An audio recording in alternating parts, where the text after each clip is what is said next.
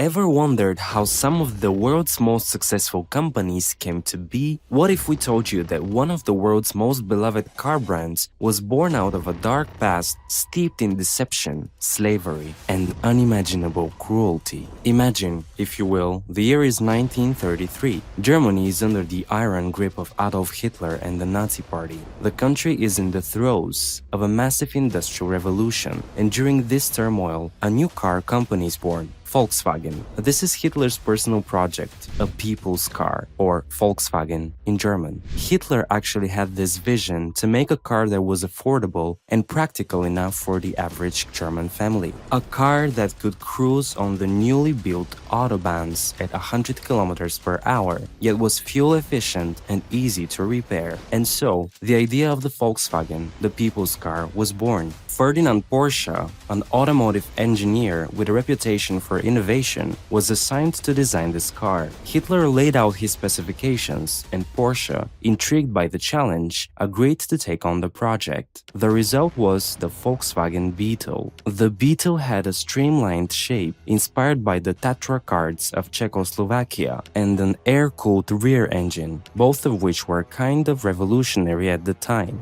During World War II, Germany was a nation at war. Resources were scarce, and the Nazi regime was so desperate for labor to support their war effort, and so they turned to forced labor. Thousands of people, ripped away from their homes and families, were sent to work in factories across the country. One of these factories was the Volkswagen Works, and let us tell you, this factory wasn't ordinary. It was a sprawling complex, built specifically for the production of Hitler's people's car. Oh, the irony. But as the war intensified, the factory shifted its focus from producing cars to military vehicles. The Beetle's design was proved to be versatile, and it was directly adapted into various military versions, like the Kübelwagen, Germany's answer to the Jeep, and the Schwimmwagen, an amphibious vehicle. And you know what? The workforce wasn't the employees, they were slaves. These workers, many of whom were prisoners of war or concentration camp inmates, were forced to work long hours under grueling conditions. They were given little food, forced to sleep in crowded barracks, and subjected to brutal discipline. And let's say,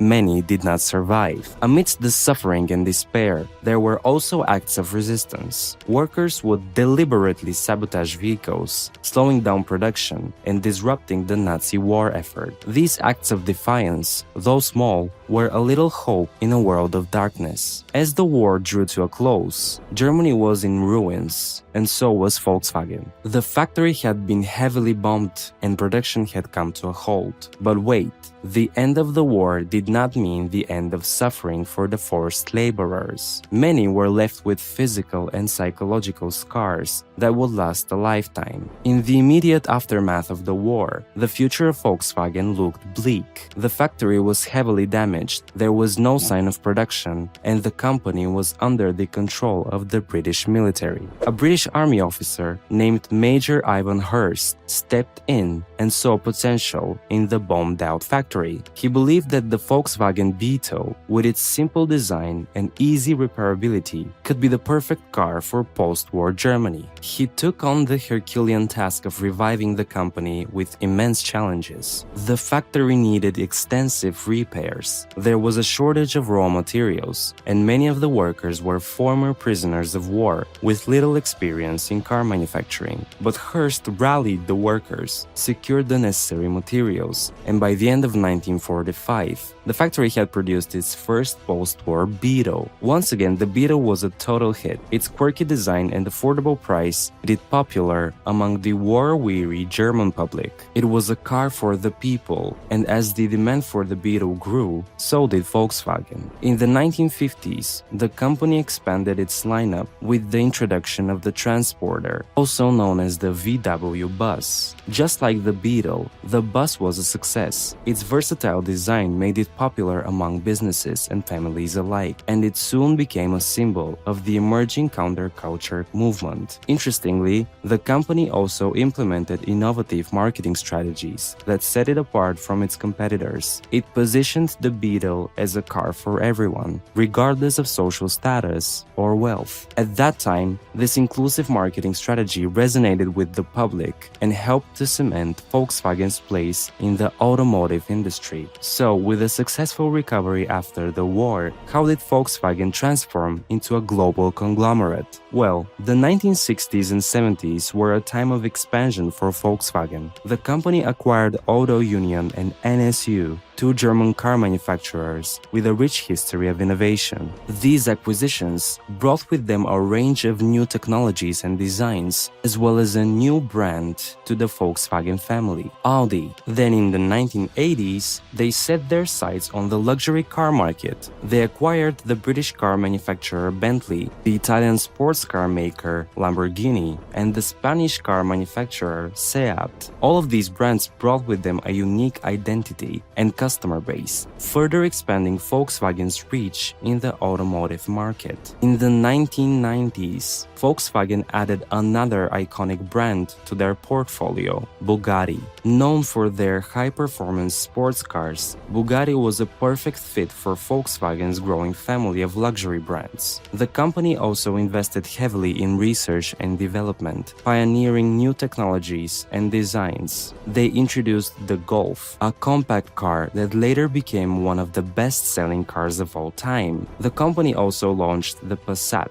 a mid-size car that was praised for its quality and performance. During the same 1990s era, a group of former forced laborers filed a lawsuit against Volkswagen, demanding compensation for their suffering. The lawsuit came as a surprise for Germany and forced the country to confront the dark side of its economic miracle. Volkswagen faced mounting public pressure and, eventually agreed to a settlement. The company set up a fund to compensate the victims and promised to confront its past. But let's be honest, for many, it was too little too late. By the early 2000s, Volkswagen had already become a global automotive powerhouse. You name it, they had factories all over the world, a diverse portfolio of brands, a reputation for quality and innovation, and the history that was, well, let's just say it was colorful. Interestingly, in 2008, a bizarre event took place. Due to a short squeeze, Volkswagen briefly became the most valuable company in the world. So did Volkswagen live up to this responsibility? Let's say success can sometimes breed complacency. And for Volkswagen, their success had also bred a culture of deception and dishonesty. In 2015, the company was hit with a scandal that was going to shake the automotive industry to its core. It all started with a simple test. The International Council on Clean Transportation, a non-profit organization, wanted to prove that diesel cars could meet emission standards in real-world conditions. And so they tested several cars, including a few Volkswagen models. And the results were puzzling. The Volkswagen cars performed well in the lab, but failed the real-world tests. Confusing, and everyone thought that something was wrong. Suspecting a software issue,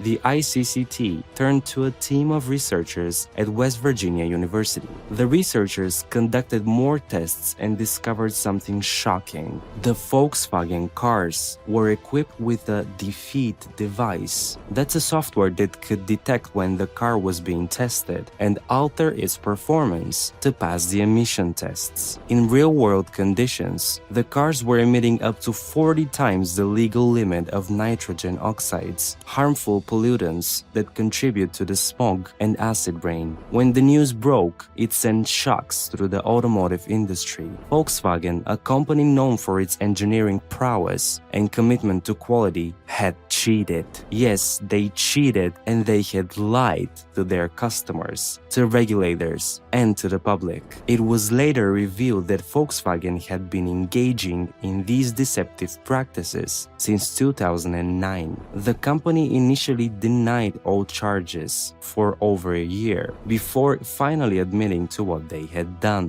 This admission led to a massive recall of millions of cars worldwide. The fallout from the scandal was immense and, let's say, severe. Volkswagen was forced to pay $14.7 billion to resolve claims related to the diesel emissions scandal. And did you know that this settlement is the largest class action settlement ever? Yes, exceeding even those of Enron, Toyota, and General Motors. So in the aftermath, the scandal severely tarnished Volkswagen's reputation, got a huge blow, and directly violated the trust of its customers. The company's then CEO, Martin Winterkorn, resigned as a direct result of the scandal. Interestingly, the scandal also revealed a deeper issue. It showed that Volkswagen's success had bred a culture of deception and dishonesty, just like we said earlier. The company was willing to cheat and lie to meet its ambitious sales targets and maintain its image as a leader in clean diesel technology. This came as a reminder that unchecked success can breed complacency and corruption, which is pretty much happening all over the world today. And that's a wrap for today's video. From its origins in Nazi Germany to the Dieselgate scandal, this is a company that has repeatedly shown a disregard for ethics in the pursuit of success. But yet, today, despite its dark past,